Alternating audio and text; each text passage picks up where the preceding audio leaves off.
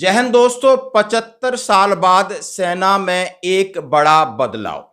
जी हां, आप हमेशा कहते हो कि बदलाव की बात, जैसे मैंने एक वीडियो बनाया था कि 2023-24 अब सेना के लिए महत्वपूर्ण बदलाव का वर्ष माना जाएगा। और ये बदलाव हुआ है वर्दी में। हाँ जी, एक नया बदलाव, वो भी ग्रीन वर्दी में। यानी इसकी मैं बात कहूं, सबसे पहले तो मैं ये कहना चाहता हूं कि लैनियार्ड जो आप देख रहे हो फोटो, ये अब इसकी विदाई धीरे धीरे हो रही है। किस तरह इसकी विदाई हुई है और किस किस के लिए क्या बदला है, इससे पहले मैं बात करूं।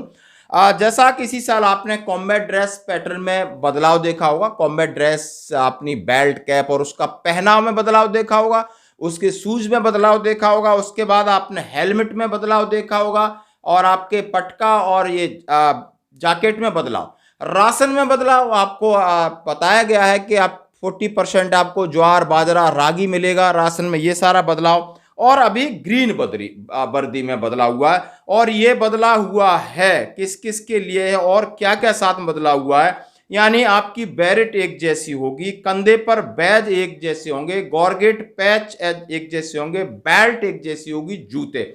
हाँ जी दोस्तों, अब आप ये 1 अगस्त से नया नियम लागू है। आप ये नहीं पहचान पाओगे कि मेरा कमांडर कौन है। यानी और ये बदलाव brigadier, major general, lieutenant general और जनरल साहब के इन रैंकों में हुआ है। आज ही सेना के कमांडरों की कॉन्फ्रेंस हुई थी और उसकी घोषणा मैं सभी न्यूज़पेपर ने डाला है। कम से कम 5 का मैं आपको दिखा रहा हूं। ये खबर बनी हुई है कि सेना ने 75 साल बाद बदलाव किया है कि सेना के जो कमांडर होते हैं, जो सीओ की कमान कर चुके जो ब्रिगेडियर साहब होते हैं, जो ब्रिगेड कमांड करते हैं, या वो डिव में बैठते हैं, या वो स्टाफ में बैठते हैं, या वो ब्रिगेड हेडक्वार्टर में, कोर हेडक्वार्टर में, कमांड हेडक्वार्टर में, आर्मी हेडक्वार्टर में, अब जितने भी होंगे उनकी एक जैसी आइडेंटिटी होगी। अब ये नहीं आप अंदाजा लगा सकते हो कि इसका लाइन यार्ड से देख के नहीं ये आरटी का कमांडर है, या आपका इन्फेंट्री का है, आपका इंजीनियर का है, आपका सिग्नल का है, आपकी सप्लाई का है, आपका एएमसी का है, या इन्फेंट्रीज किसी पर्टिकुलर बटालियंस का है। उसमें बहुत सारी बटालियंस होती हैं।